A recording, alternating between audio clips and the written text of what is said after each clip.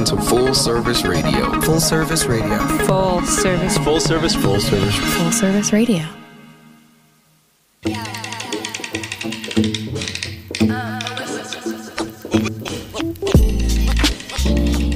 Hey, everyone. Happy Wednesday. It's Melissa, and you're tuning into the Edible Activist Podcast. This show highlights Black and brown edible activists in the food and farming space, and not that type of edible some of you guys are probably thinking about. It's about food activism, people, and stories that are taking us back to the land. As the creator of FoodTalksDC, I travel the DC area and beyond to document personal food journeys and perspectives from everyday people on topics related to health, tradition, environment, culture, and more. Every week, I will bring in a special guest to hear their personal food journey firsthand and learn how they are channeling edible activism in the DC area. We don't promote people, we tell stories and empower communities. So today's a special show. Lita's laughing already. Today is a special show, guys. Indeed. This would be our, 9th episode? And as you know, as some of you guys may know who follow Food Talks DC and have seen the evolvement of this entire edible, or maybe the quarter of this edible activist movement and campaign and what this is all about. I did a Kickstarter a few months ago, back in June. I created this whole platform and this whole movement because I wanted to kind of not dumb down, but kind of soften the word activism. And I thought edible was a good play on words. And actually, someone used to call me an edible activist. I pretty much took it and ran with it. Yeah, indeed. And so I did a Kickstarter because I wanted to bring this around. I want to take this from city to city. And Detroit was one of the places I wanted to go to because I fell in love with Detroit. Mm-hmm. So we did the Kickstarter. I was successful in doing that. Collaborated with Lita, who you hear right now, my photographer, artist, visual artist, all those great things. And so we hit up Detroit back in October. And so this week this is part one. This week we've been sharing stories of all the content that we've been collecting during our travels in Detroit and meeting with growers and farmers and leaders and activists and artists in the food space and of color, people of color in the food space in Detroit to hear their personal narrative. So I was just very grateful and honored to have Lita join me and to capture all the 2,000 photos, literally. Still clearing space, right? Still making space. Look, my computer has already crashed, but I have an iPad, so I'm good to go. She texts me at night like, my laptop isn't working right now, but I got my iPad. It's all good. So I definitely just want to take time out, just to say thank you, Lita, for joining me. Like this, it was an incredible experience, and we wanted to dedicate this podcast specifically, to just sharing what we pulled from Detroit, and who we met, and just it was just so much. It was such a great experience. But yeah, so we've been sharing photos and we've been sharing stories, and we love Detroit, man. We got to get back. So it was Food Talks DC meets Detroit. Like we set out and we conquered. We did. And we still got more to do. Did, man. So before we hop into, all of the great things that we pulled from Detroit, Lita, let's actually introduce you to the audience so people can get to know a little bit about you and your work as an artist, but just how you connect to this food space. So, yes, my name is Lita, and I am also known as Lark Pics. You can find me on Instagram by that name.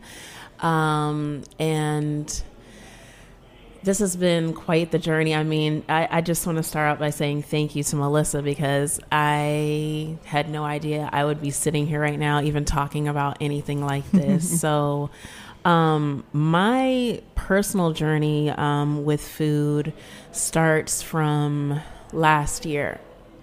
Last year. I have a chronic illness called ulcerative colitis, and I became really, really sick.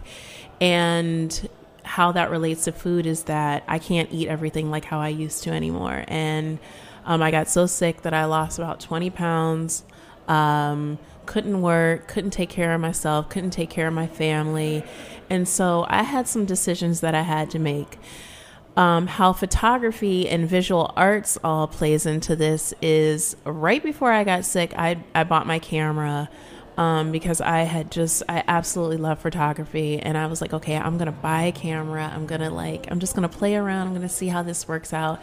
And as soon as I bought my camera, I just started like networking with people on Instagram, asking them if I could shoot their events, just doing anything that I could. And it kind of just like took off from there. And, after I healed, I had to make a decision. It's like, okay, well, am I going to go back to work or am I going to do this photography thing? And I just kind of like went full force into the whole photography thing.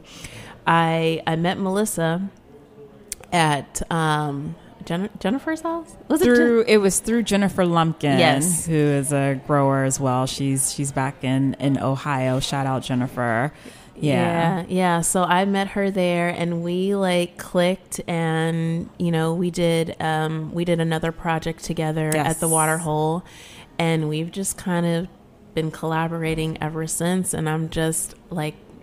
She hasn't dumped me yet, guys. No, I can't. I wake up each morning like, is she gonna dump me? I can't. I can't. I mean, we're going to Philly today. I mean, we are going to Philly today. There's been so many great opportunities, just in this alone, and it really has allowed me to grow as a visual artist. I mean, I just started taking pictures, and now I'm into videos and all other types of things. So there's a lot of growth going on over here. For sure. We're both growing. Growing. Well, thank you for sharing that. Absolutely. And so edible activism, like I said before, somebody started calling me an edible activist when I was getting into the food space, and I thought it was hilarious. And so I knew that I always wanted to do something with those words. I just didn't know what it was. I know I just didn't want to do a t-shirt line or product line. I knew that it was more to it. I wanted to expand the movement, turn it into a campaign, which is why I did the Kickstarter, which is why I launched the Kickstarter back in June, actually on the day of my birthday. Yeah. Shout out to all my backers who supported me, man. Absolutely. You guys are like freaking awesome. Yes. And so, essentially, and I'm starting to allow people to define edible activism for themselves. It's any and anyone who's doing wonderful, great, conscious things in the food space, in the wellness space. It's all connected, and you are making change for yourself, for your family, for your friends, for your community, for your environment. And to be able to leverage this podcast platform and expand Food Talks DC even more has been like the greatest blessing. And so now we get to share our experience in Detroit. And I'm stoked. Yeah, I'm really excited. Man, let me just tell you, I absolutely love Detroit. This was Lita's first time going to Detroit, guys. I'm ready to buy some type of property there and just have a place there to go, because it is, after my experience there, it did something to me creatively that I have never experienced. It just opened, it just cracked something open, and I don't know, all this creativity has just been pouring out of me ever since I left. So wow. So this was Lita's first time going to Detroit. Lita, when you stepped foot on Detroit soil, immediately when we got there, she said to me, she was like, Melissa, I see why you love Detroit so much. It would have been my second time going. I fell in love the first time. How would you define that for our listeners? Because people don't understand how special Detroit is. It's like love at first sight or something. It's like something I can't even really explain. It's just, it's a vibe. The people there were so welcoming. And it's I knew the history of Detroit, and it's I was in a city that was just essentially recovering, and everybody just wanted your support, and they just wanted you to be happy, and they genuinely wanted you to be there. Whereas, DC has its pockets, but it can be a little bit, rigid here. So Detroit wasn't like that at all. Yeah, one of the things that Lita and I kept talking about while we were in Detroit was just the Black pride in Detroit. The people of Detroit are so proud of their Blackness, and it's not an ego thing. It is, it's love, and they appreciate the richness of their culture and everything that they've been through. And I think it's just because there's so much Black history in Detroit that just makes it such a lovely place. So once we got there, we were pulled in. We were pulled right on in. Yeah. We didn't have not one bad experience. No. And I almost say that I got some type of healing that I didn't know that I was going to get. Yeah. Absolutely. On every level. On every level. Like I still am trying to wrap my head around what I experienced there in terms of taking everything in and the spiritual aspect, because I'm already going through a very spiritual journey, and it was just like, I don't know, I felt like I was home. Mm-hmm. Yes, that's the best way I can explain it. I just felt like I was home. I was exactly where I needed to be. And interestingly enough, I spent my 37th birthday in she did. Detroit. That was like the best birthday gift ever. Tell them where you spent it at. On the day. Oh, yes. Of your birthday. Her only birthday request. Oh, so I am a humongous fan of Jay Dilla. Dilla? Yeah, and we went to Dilla's Donuts, and we ate all the vegan donuts there. Literally cleared them all out. We cleared them all out. It was incredible. We got to meet his niece. We interviewed her. I took some pictures. It was a really great experience. It was. Yeah. It was. Yeah. I'm glad that we were able to make that happen for you. Yeah. So when we first touched down to Detroit, after getting some really great food, one of the places we went to was we went to Detroit Hives, which is operated by a couple in Detroit. And shout out to Detroit Hives, because I found out about them through Airbnb. They have an experience. If anybody who's visiting Detroit and you're looking for a unique experience, you can actually book an experience through Airbnb to visit Detroit Hives.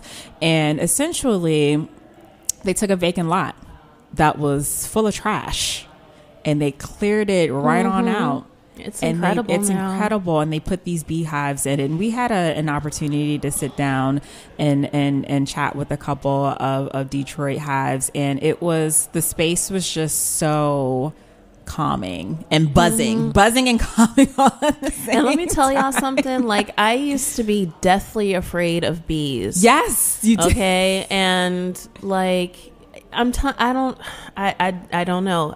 I put a bee suit on, and I had my camera, and I was filming bees coming out of the hives and taking pictures, and I just felt like this is incredible. I faced one of my biggest fears, and I just I felt completely comfortable. There was no anxiety, nothing. It was incredible. Yeah, absolutely. Mm-hmm. And so and it was such a beautiful day. Yeah. Oh. The weather there was perfect. It was perfect. Yeah. And they have these murals painted on the outside. And it was just it was just really great to go and visit. And so one of the things that, and for those who don't know, so Melissa, my name in Greek actually means honeybee. Mm-hmm. And a lot of people don't know that, right? Meli, honey, I feel like it's such a divine connection. Yeah. And so I am fascinated with bees. I really, really am. And the funny thing is that while we were all over Detroit, every time we would go sit and eat, there was a bee. There were bees everywhere. We were every single place we would go, there would be bees. Yeah. And I said, Lita, why are there so many bees? And I was just like, there are a lot of pollinators in Detroit. And we kind of looked this up, and we didn't. Did you learn from Google? So what I found out from Google, shout out to Google. Shout out to Google. what I found out is that most of the bees were coming from Detroit hives. Mm-hmm. So, and we were all over the place. And I'm telling you, everywhere we went, there were like 3 or 4 bees around us. So Yes. to know that they were all coming from, or the majority of them were coming from those hives, that was incredible. Yeah, absolutely. And so Detroit actually has a land bank system, which is not favorable to many of the residents in Detroit, which is unfortunate, and a whole nother issue there. But like I said before, it was a vacant lot. And so what Detroit Hives did is that they actually have they have a few pieces of land. And so they actually even went through trouble trying to turn this into a beehive, trying to bring beehives. They could only do butterflies or something. Yeah. Like that. There was like some big stipulation, and they even got turned down for that. And so they had to do something else in order to be able to get permits to open up these hives. Yeah.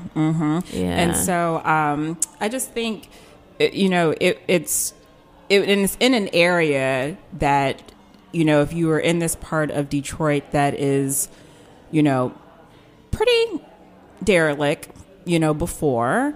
But it's just created this whole sense of community. It brings in folks who are visiting Detroit. It's painting a whole nother narrative for Detroit. And it's bringing health and wellness to the city of Detroit too. A lot of people underestimate bees. I mean, they pollinate a third of what we eat in our produce. They should. And the question is that actually happening? Is it actually happening? And so, so shout out to Tim. Sorry to mention his name, Tim, who is one of the founders of Detroit Hives. And, when I sat down and talked to him, he has his own personal story, which you guys will, if you haven't checked out the stories yet, definitely check them out. On our Instagram at FoodTalksDC, and Lita's posting too, some of her, photos and what she pulled from this whole experience. But, this was like a whole, health journey for Tim as well, just in terms of some health ailments that he was battling. And, he was introduced to honey, prior to starting the hives. I mean, they were already him and his partner were already into entrepreneurship. And I know that they wanted to build something, but they never knew that they were going to build. Exactly. They never knew that Detroit Hives was in the making. Exactly. He was just looking for something to clear his cold and his cough. Right. And he's he met someone and they were like, have you thought about honey? Yeah. Have you used that? So it's just their story is just like this whole evolvement of them individually, but also what they're bringing to Detroit. And so, and the other great thing is that once they opened Detroit Hives in the city, they were building street lights and all these other things came to this area, because now it became people were visiting this space who would never be there before. This space was untouched. So to sit here with this Black couple who is just doing the daggone thing, and really just, it's not about producing the honey and the profits that they can make from that. It's really about this sense of community that they want to bring to Detroit, health and wellness that they want to bring to Detroit, and creating spaces that are safe for people. Absolutely. I mean, I feel like out of everybody that we met, that is the ongoing theme. It's all about community. There's not a competition of, who has a better garden or who's growing this or who's, facilitating whatever projects. Right. It's like everybody knew everybody, and everybody is working together. Yes. Because I don't know if I'm just going to say it.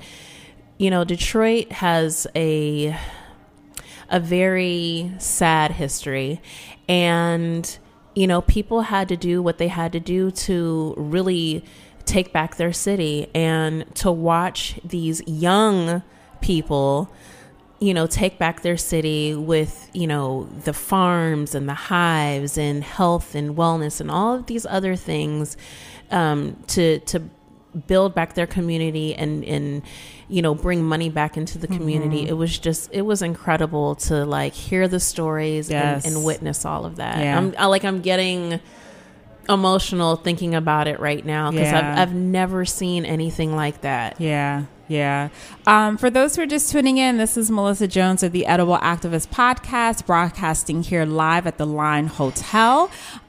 This is a special edition today. I'm chatting with my photographer, Lita Harrison. We are talking about our collaboration to Detroit back in October for our Edible Activist campaign and movement. We went there and just fell in love, connected. We set out to meet with, people of color in the food space, in the growing space. We met artists. We were just talking about Tim and Nicole, who are the founders of Detroit Hives, beekeepers, just all like the dope Black folks, who are doing really great things in the food space in Detroit, and just really continuing to push the needle on this whole movement. Lita and I are going to Philadelphia later, like right after this is over. Yeah.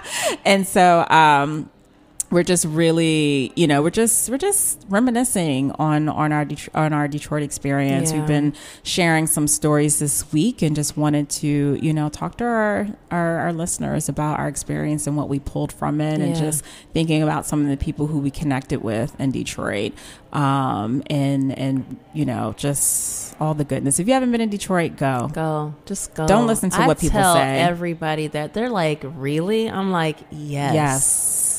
If you're an especially if you're an artist, go. Yeah. Like, you will get so inspired. Oh my goodness. The murals there are insane. Okay. Like, just go to Detroit. The art is just a whole nother, it's just a whole nother layer. Another beast. Like, anyway.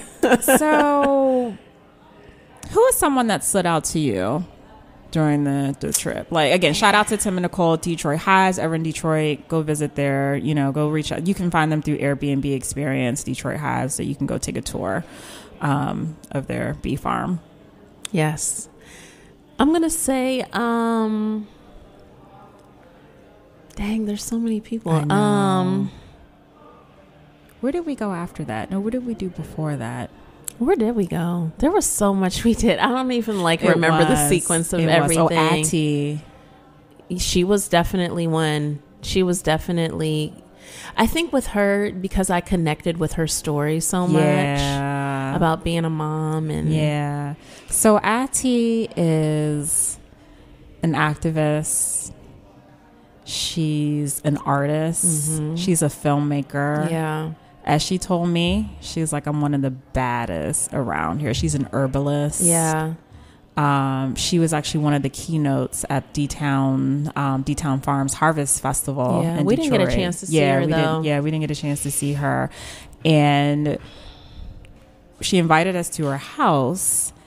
And, we never know what to expect from these stories. You kind of just go in organically. We're going to talk about food. We're going to talk about growing. We're going to talk about, evolving. And there was just so much more to her story, because it was a story of pain and sadness. But optimism, too. Optimism, absolutely. Yeah. Separation. Yeah. And she found herself apologizing a lot about some of the spaces of her garden that weren't up to par, because she's been going through some like really deep stuff. Yeah. And as we were walking, I asked her, I was like, do you ever compare what you're going through to the seasons at all? Because flowers get rained on, flowers get stormed on. They die. They die. Crops fail. Yep. And then you got to start all over again. Yep. And she says that she's, and I'm not gonna, put too much of, I'm not gonna spill too much, but she was going through some things, relationship wise, and she said that she tries not to make too many comparisons because she's tired of comparing. Yeah. But she was just walking us through these wonderful spaces in her garden that are so sacred to her. Yeah. and where's she from? Is it Kenya? I think so. I think it was from Kenya. So. Yeah. And she has a lot of like wild herbs and plants growing that are native to her country. But she just walked us through all these like really sacred spaces, and that are even more important to her now than they were before, just in her being a farmer and a grower, because she's going through some pain. And so she looks to nature. Yeah. And I think that's the part where I really identified with her, because in my own personal journey, I have had those moments of like where my personal life was spilling over into everything and my art and everything. And, you know, people could see it. And, you know, when she was talking about that, it was just like, I know exactly how you feel. But it's one of those things, you know, you grow through. You grow through it. You push. You know that big sunflower. We always every time we see a sunflower, you always see that really tall one. I'm like, that's me. Yeah, that's me. That's me. That's right. And the other exciting thing about Ati is that she's part of this. I don't know if it's in an incubator program, but it's some program that she's part of where she's doing a lot of filming. And I think the name of her platform is called Side Lots. And so she does a lot of work. She's working to tell the story of how like the land bank system works in Detroit, which is jacked up, to say the least, you know.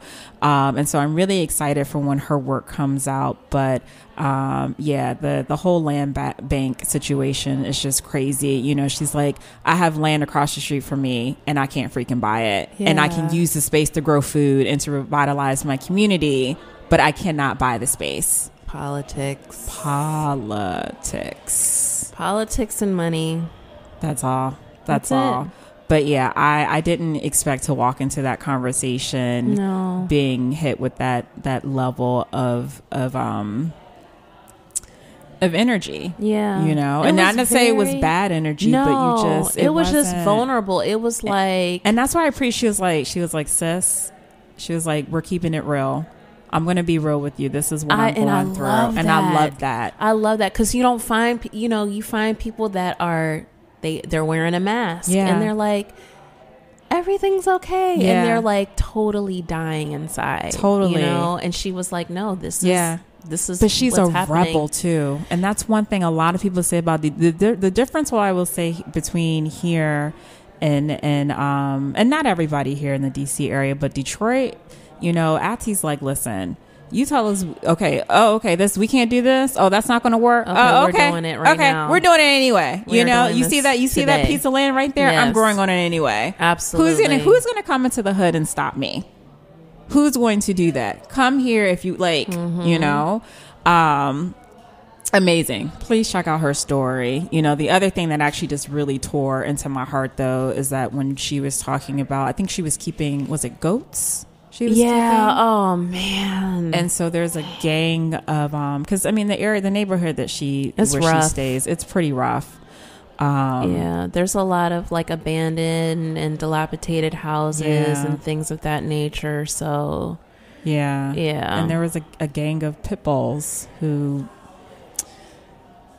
came in and just killed her goats, you know. And I just didn't.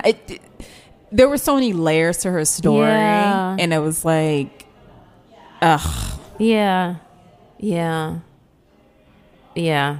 It was like, ugh. Like there we had silent moments, sad moments, like you said. We were optimistic. Yeah. But it definitely, like her story, definitely, and I don't want to be selfish and you know take away from her, but I was like.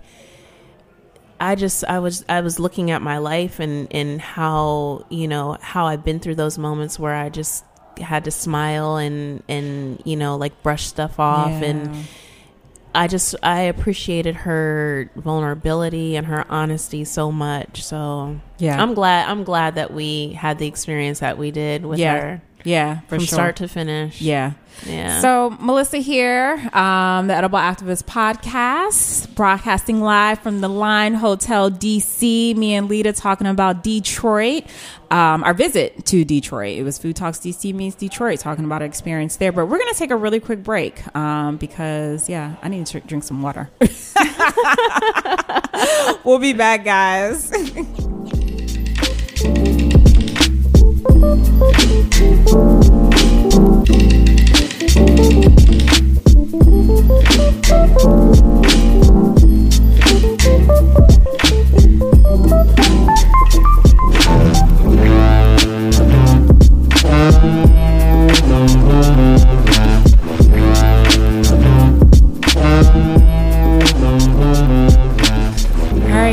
We're back. Melissa here with the Edible Activist podcast, broadcasting live here at the Line Hotel DC. I'm here chatting with Lita Harrison. What up? Today is just a special edition show. We're here just kind of kicking it. For those who are just tuning in, I am the creator of Food Talks DC, and back in June, I launched a Kickstarter for my Edible Activist campaign and movement to go from city to city to document food narratives from people of color, and so in the food space. And so Detroit was a city that I knew that I wanted to go back to. And so Lita and I collaborated together. She's a wonderful photographer, visual artist, and I can go on everything else. And she helped me to document all of these narratives and all these like really great people and capture really great photos and audio and video, because I really wanted to share these narratives. Detroit is just such a special city to me. It's full of,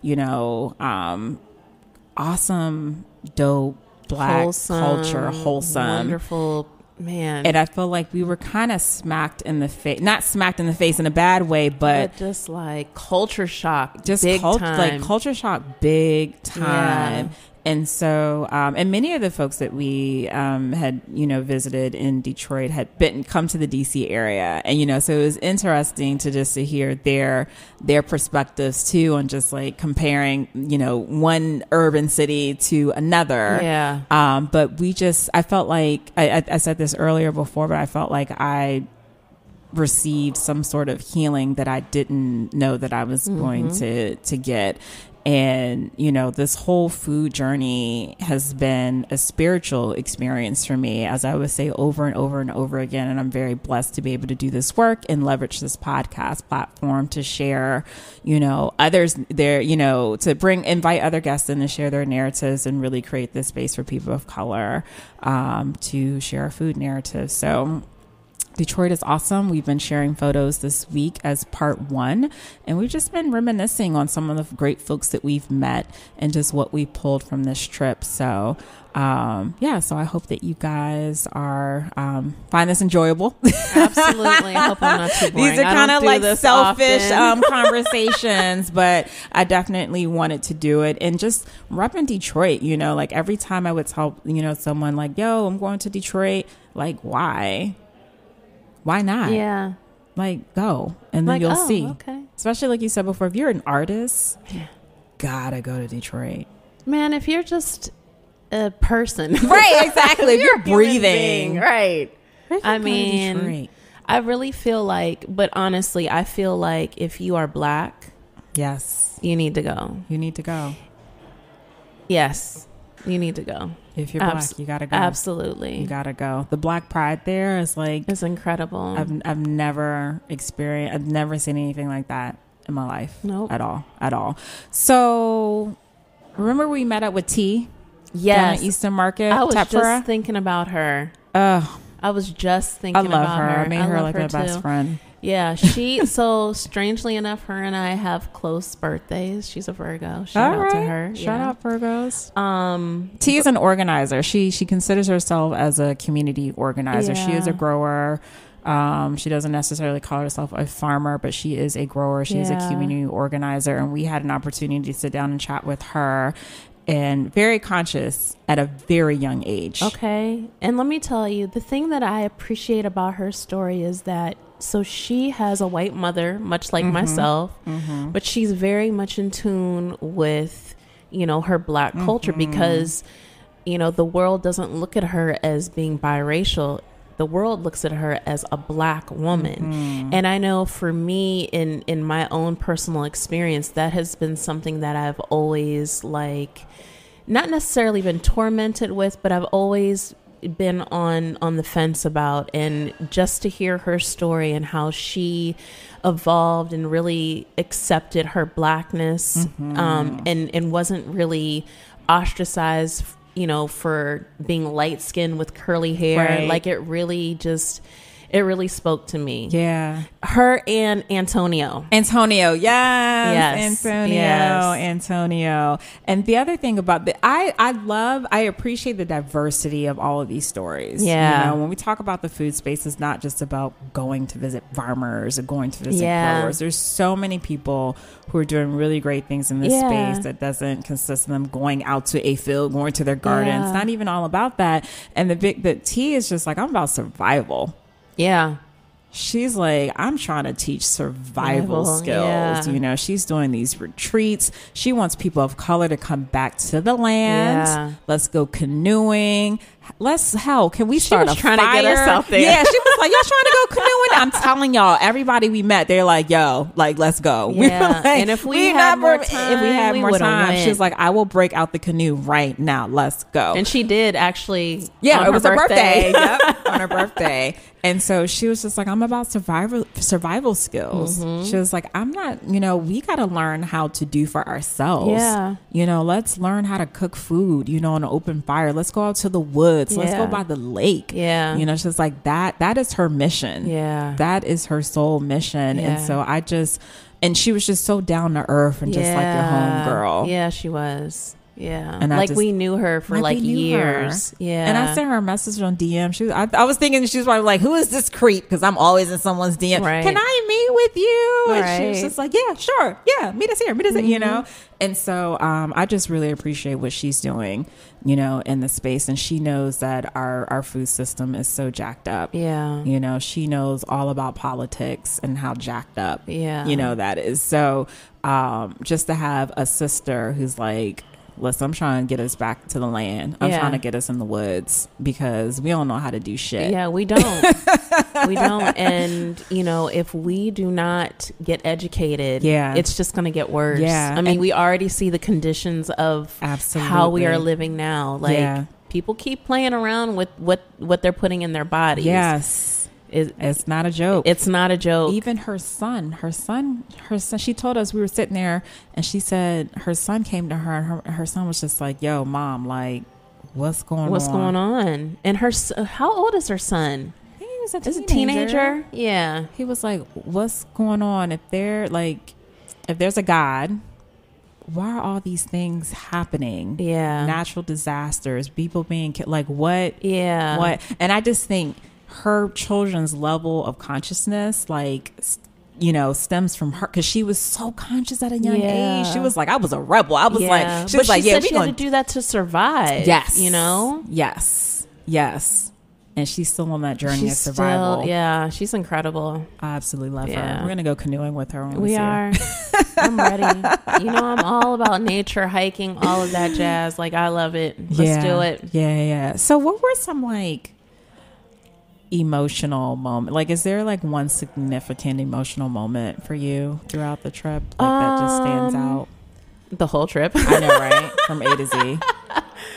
Mean, so okay, I'm gonna get like a little like hippie-ish on you guys. Go ahead. But it's all good. I think I'm a hippie. Yeah, it's all love here. So I am a firm believer that nature is healing. And I swear every single day we were out in nature and there was some type of healing taking place, and I could just like very much how I feel right now, how I'm talking about it. Like, I could feel like my head getting light and just breathing in fresh air and being around these wonderful people. Like, there was some type of divine spiritual intervention going on there. I concur. Yeah. I concur. And then you know what like really, really solidified it is when we spoke to Shane, when we had that conversation. Oh my gosh.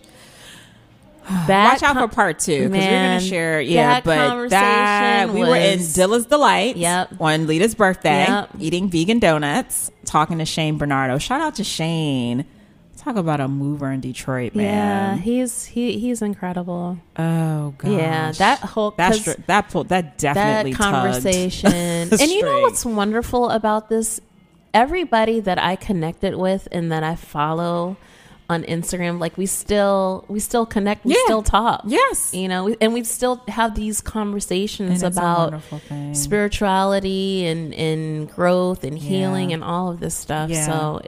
Yeah. And they're all still growing. That's the other great thing. Like everybody's still evolving and still growing. Yeah. You know, there isn't just this, I'm in this, perfect space. Like this is healing work for myself. If anything, like, yes, I'm doing this for other people, but I'm also doing this for myself. Yeah.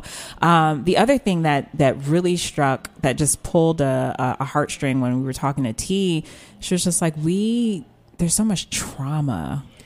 Us as people filled with so much. She was like, we are filled, even with just like Black people. Yes. We have so much trauma from like eons ago that we have not addressed.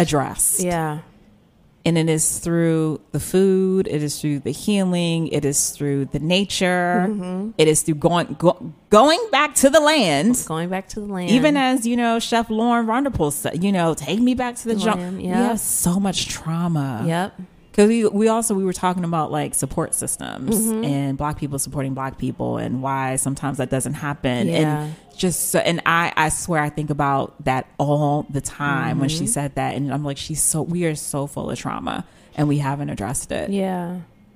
We haven't. Absolutely. I mean, and I feel like, it just takes that one thing to just open us up. Like I feel like there are so many of us that want to heal, but we have these, it's just these cycles, and this is what we were taught how to do. And it does not have to be that way. We were talking about this on our way here about, being a single parent and, feeling like you can't ask for help, etc. And it's like, it does not have to be this way.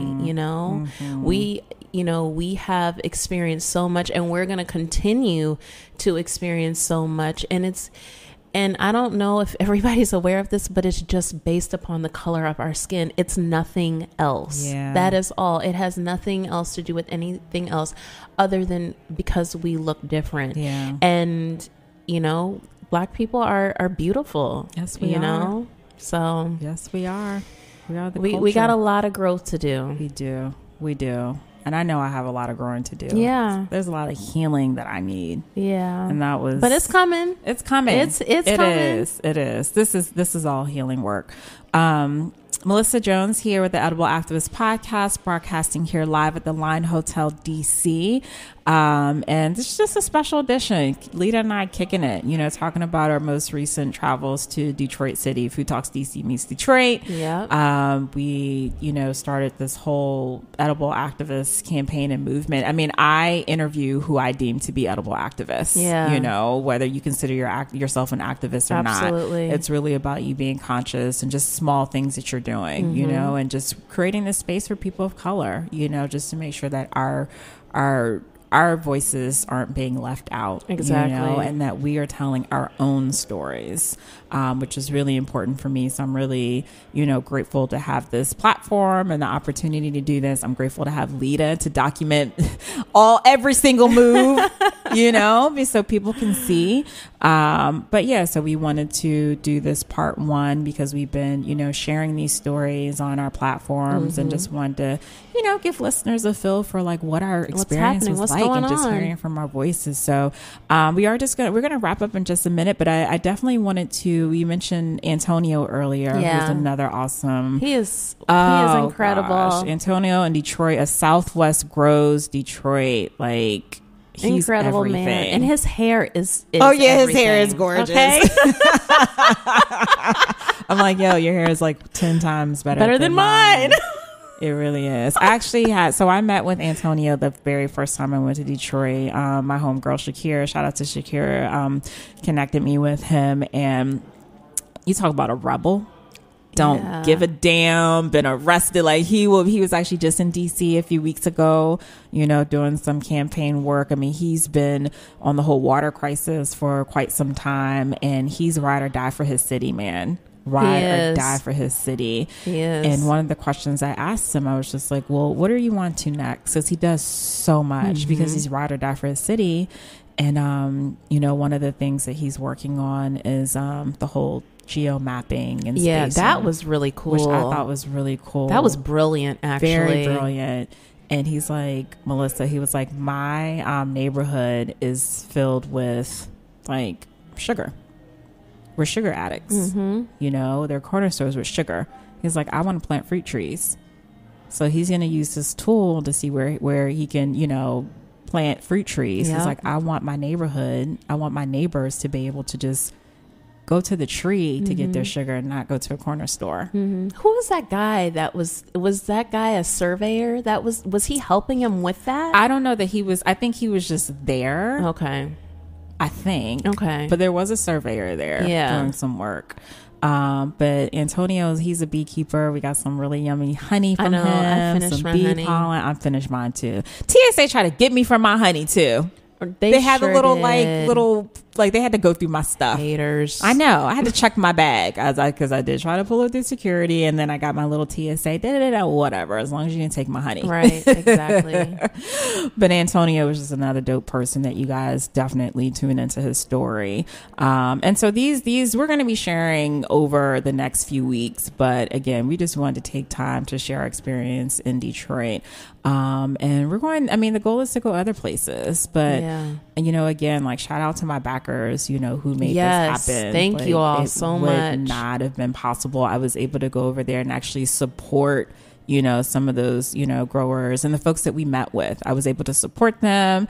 We were giving out T-shirts and buttons, and just really just grateful for their time because they don't get paid for stuff like this, and they're really ride or die for their city. And actually a couple of them will be in DC soon, so I'm hoping to bring them into the studio to that would be dope. Them. So, which I think would be cool. We should have caught Antonio. Maybe Antonio didn't tell me that he was coming. Oh my God. Anyway, so we've been rambling, but you know what? It's all It's all good. It's all good. It's all love, but it's just important that you hear our voices, and we're going to do a part 2 of this as well. Cause we got so many photos, but there's so much to share. So much to share. Anyway, guys, okay, we're wrapping up. I don't have my script in front of me, but thank you for tuning in. Yes. Thank you for joining me, Lita. Absolutely. Pleasure. We're here every Wednesday, broadcasting here live at the Line Hotel at 11 a.m. So remember that, guys. We're also on iTunes. Subscribe, listen, rate, comment. Tell me what you do like, what you don't like. Are you an edible activist? Please join me on the show. Hit me up on the DM. Or you can send me an email. Slide in those DMs. It goes down in the DM. It goes down. It doesn't go down in my DM, but she's so funny. Or you can email me at melissa@goodsoilevents.com. I do reply. Okay. I do respond to people. She does. And she is a wonderful communicator. Thank you. And thank you, Lita, for joining me. Absolutely. Pleasure to be here. All right, guys. Until next time.